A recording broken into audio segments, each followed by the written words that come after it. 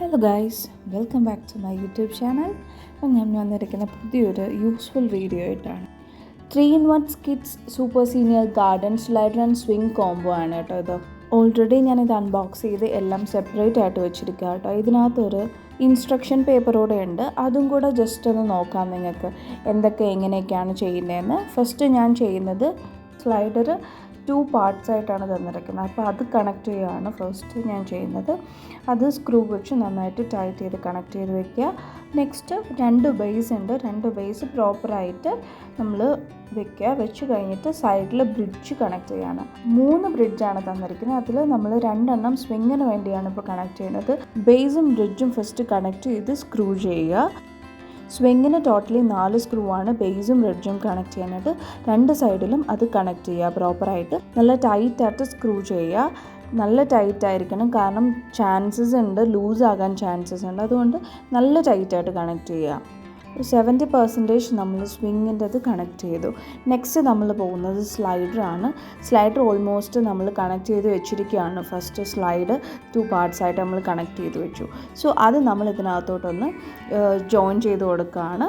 അത് ഒരു സൈഡിൽ ബ്രിഡ്ജും കൂടെ ചേർത്ത് നമ്മളത് കണക്ട് ചെയ്യുക, സ്ക്രൂ ചെയ്യുക. ഞാൻ ഒരു സൈഡിൽ മാത്രമേ സ്ക്രൂ ചെയ്തിട്ടുള്ളൂ. നെക്സ്റ്റ് സ്റ്റെപ്പ് ഞാൻ ചെയ്യാൻ പോകുന്നത് സ്വിങ്ങിൻ്റെ ഹാങ്ങിങ് ഞാൻ കണക്ട് ചെയ്യുകയാണ്.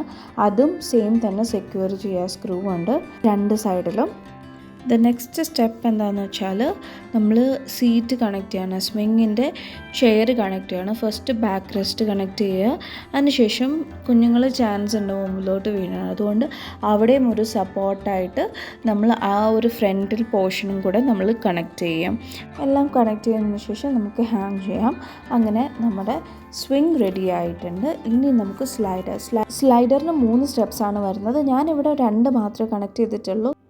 കാരണം എന്താണെന്ന് വെച്ചാൽ ഫസ്റ്റ് ഏറ്റവും താഴത്തെ സ്റ്റെപ്പിൻ്റെ ആവശ്യം വരുന്നെന്ന് തോന്നുന്നില്ല. കാരണം അത്യാവശ്യം 2 ഇയേഴ്സിന് മേലുള്ള കുട്ടികളാണെങ്കിൽ നമുക്ക് സെക്കൻഡ് സ്റ്റെപ്പ് ഡയറക്റ്റായിട്ട് ചവിട്ടി കയറാൻ പറ്റും. സോ എനിക്ക് തോന്നി താഴത്തെ സ്റ്റെപ്പിൻ്റെ ആവശ്യമില്ല. സോ ഞാൻ ഏറ്റവും താഴത്തെ സ്റ്റെപ്പ് കണക്ട് ചെയ്തിട്ടില്ല.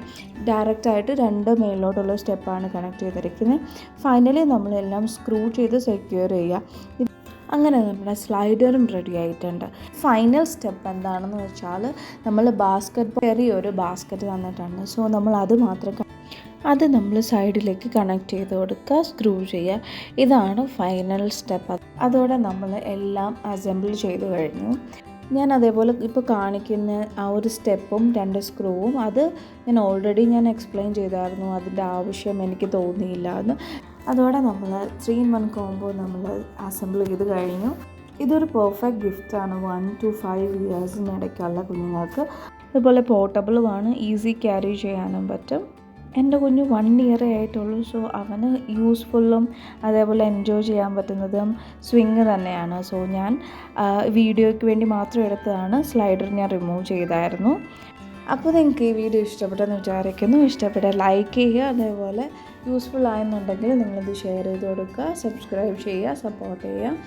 See you soon in my next video. Thank you for watching my channel.